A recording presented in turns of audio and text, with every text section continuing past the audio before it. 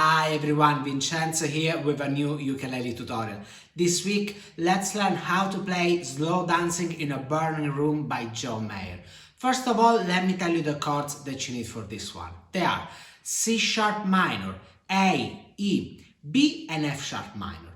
As always, let me show you the chord shapes, and of course, if you already know them, simply skip this part. So you have C sharp minor, A, E, B and F sharp minor. In this ukulele tutorial, I'm gonna be teaching you the entire song, and so you're gonna be looking at more than one strumming pattern. By the way, if you wanna learn how to play the famous intro riff and the harmony part, watch this tutorial instead.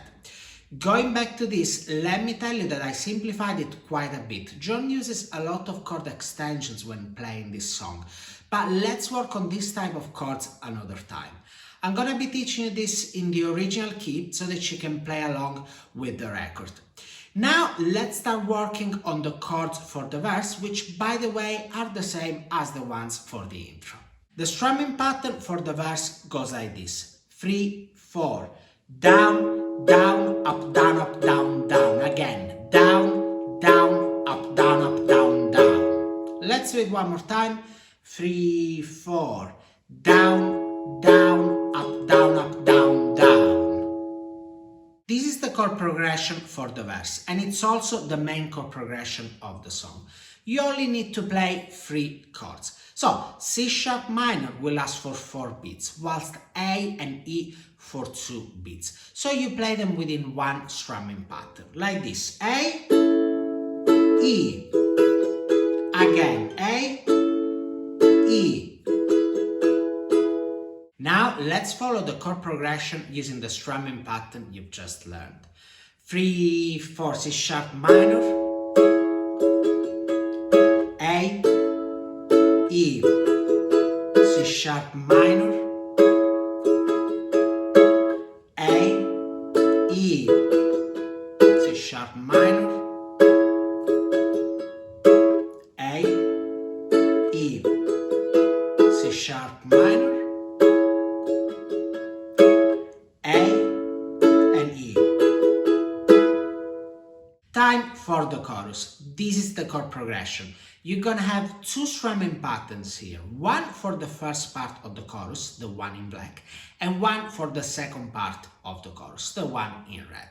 So the first strumming pattern goes like this: 3, 4, down, up, down, up, down, down, up, down, up, down. Again, down, up, down, up, down, down, up, down, up, down. Let's do it one more time. 3, 4, down, up, down, up, down, down, up, down, up, down. Remember, C sharp minor and A and C sharp minor and F sharp minor last for 2 beats. So they go like this: C sharp minor, A, C sharp minor, F sharp minor.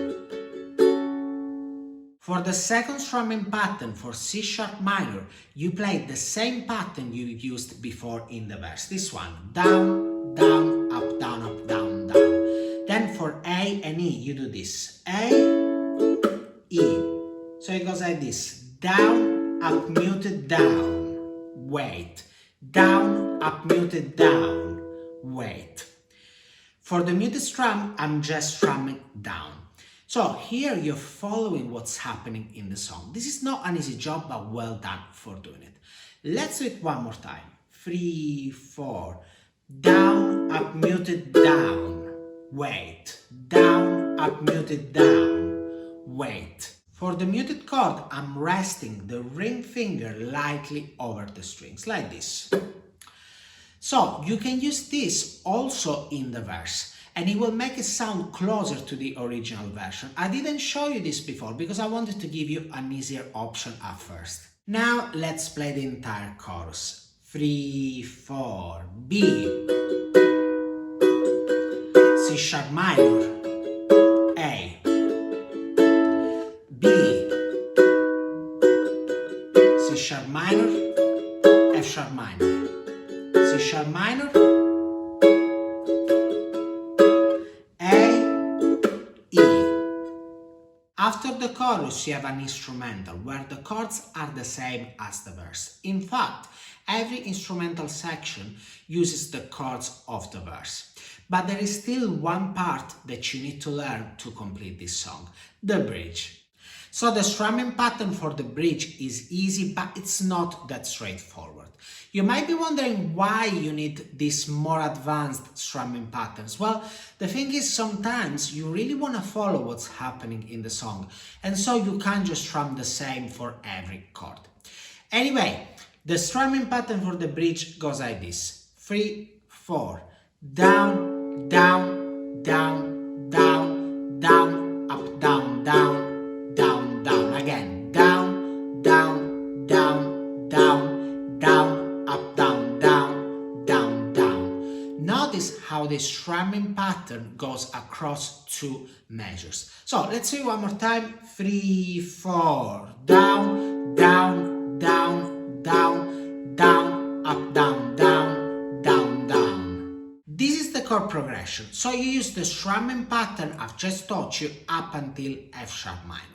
One thing to notice is that the chords last for 2 beats, so they go like this: F sharp minor, C sharp minor, B, F sharp minor. You repeat this 3 times, then you have C sharp minor, A and E. For this, you're gonna be playing the same thing you've played at the end of the chorus. Now, let me play the entire bridge so that you understand better how it works. 3, 4, F sharp minor, C sharp minor, B, F sharp minor, F sharp minor, C sharp minor, B, F sharp minor, F sharp minor, C sharp minor, B, F sharp minor, C sharp minor, A, E. Time to have a play along. I'm gonna be playing intro, verse, chorus and bridge, and then you can decide how to arrange your own cover of Slow Dancing in a Burning Room. By the way, in the background I will have the main riff of the song plus another really cool part. If you wanna learn how to play these parts, check out this video. Now get ready, you're about to start playing.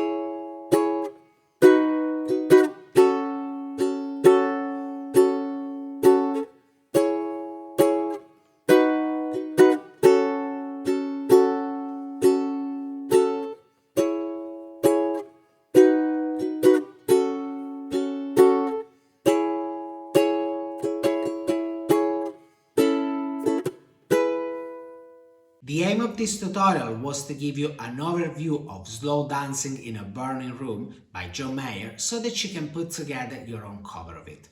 On my Patreon page you can find the chord chart and the tabs for the intro from my other tutorial of this song and the backing tracks that you need for practicing this. You have 3 backing tracks, one at the original tempo, one slower and another one even slower.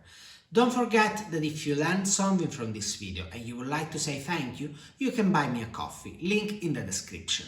That's all for now. Let me know in the comments if you managed to learn slow dancing in a burning room. And by the way, if you want to take your playing to the next level, check out the links in the description to learn more about the types of classes that are available at the moment.